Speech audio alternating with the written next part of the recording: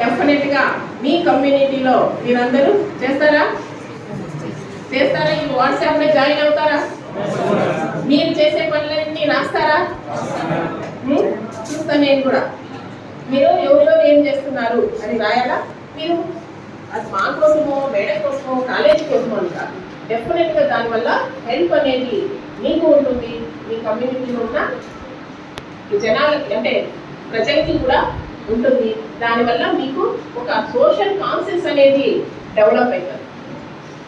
ఆటోమేటిక్గా మీ మీద మీకే కాన్ఫిడెన్స్ అనేది క్రియేట్ అవుతుంది. నేను ఇది చేయగలను అంటే మీరు ఇక్కడ చదువుకున్న చదువు ప్రాక్టికల్గా అక్కడ ఇంప్లిమెంట్ చేయడానికి పనికి వస్తుంది. మీకు హాలిడేస్లో బోర్ పడుతుంది, చుట్టుపక్కల చిన్న పిల్లలు ఉంటారు, వాళ్ళను దగ్గర కూర్చోబెట్టుకొని చదువు చెప్పచ్చు. చిన్న పిల్లలకి వాళ్ళకు చదువు మీద ఇంట్రెస్ట్ క్రియేట్ చేయొచ్చు. చేస్తే ఆటోమేటిక్గా వాళ్ళు చదువు ఆపేసిన వాళ్ళు కూడా మళ్ళీ జాయిన్ అయ్యడానికి స్కోప్ ఉంది.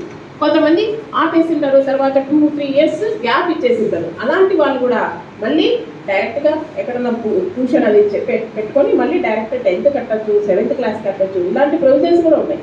ఇవన్నీ వాళ్ళకి చెప్తే మళ్ళీ వాళ్ళు కంటిన్యూ చేయడానికి స్కోప్ అనేది ఉంది.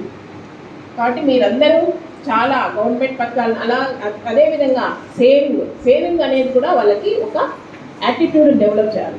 చిన్న సేవింగ్స్ కూడా డెవలప్ చేస్తే వాళ్ళకున్న కొన్ని పేకాట కానీ ఈ వ్యసనాలు ఉంటాయి కదా, దీని నుంచి బయటపడడానికి స్కోప్ ఉంటుంది. ఒక ఫ్యామిలీ పర్పస్ కోసం మీరు ఈ విధంగా ఉండాలా.